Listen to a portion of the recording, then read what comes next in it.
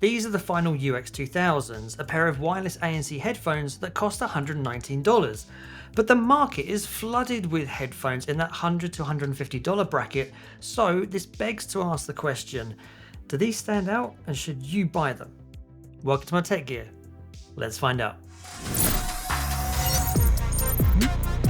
So the first thing I want to talk about with these headphones is comfort, because these are one of the most comfortable headphones I've tried recently. There is lots of padding across the headband here, which means it sits nice and comfortably across the top of your head, and the pleather covering over the top is nice and soft as well, and that continues through to the ear cups as well. So the ear pads on these are super soft and they just sit like clouds on your ears. There's a decent clamping force on these to ensure that they stay on your head, but it's not overbearing so it doesn't become uncomfortable even after hours of listening on these. And they're also comfortable to wear even if you wear glasses. There's also a good amount of movement in the ear cups themselves to ensure that you get a good fit. It really shouldn't be overlooked how important comfort are to a pair of headphones. Design wise, to me they look quite similar to the old Sony WH-1000XM4s. There's also a nice matte black finish to these, so they're not going to be a fingerprint magnet, and they just look really nice, especially at this price. One of the coolest design features of these is that these fold up, which makes them prime for just shoving in your bag and taking with you, which makes the omission of a case or even a soft pouch with these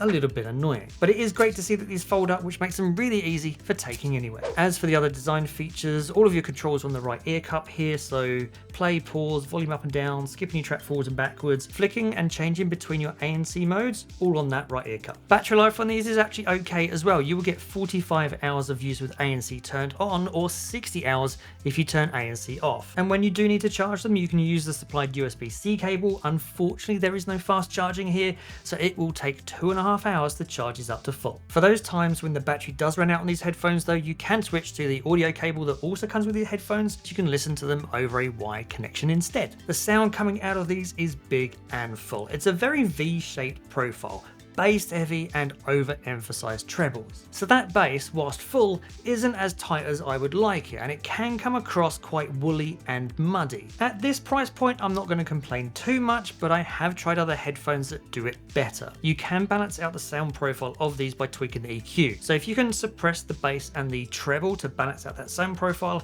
then these do sound a lot better. Now that does get me into probably one of the negatives of these headphones, because there is no mobile app support for these. So you can't jump into a mobile app to adjust the EQ. You have to rely on any streaming or music app that you happen to be using and hoping that they have a built-in EQ. One area where the bass heaviness actually does play as a bonus for these headphones is when you're watching movies. So if you're watching action movies or sci-fi movies, so I was watching Dune Part 1 the other night, and listening to that with these headphones, just the soundtrack and the backing special effects and everything else that were going on really resonate with these headphones. And the latency whilst watching movies is pretty good, because you've got Bluetooth 5.3 with these headphones, so latency is kept to a minimum. And there is also a gaming mode with these headphones, so you can reduce that latency even more. To be honest though, I didn't really notice much of a difference between game mode and not. I could quite happily watch a movie with either. The ANC on these headphones is actually pretty good. There's very little white noise in the background, which can be common with cheaper headphones. And it cuts out a good amount of that background noise, certainly the low rumble of plane engines and even the higher frequencies of, say, aircon units. Having ANC on does change the sound profile a little bit, so it does make the sound fuller,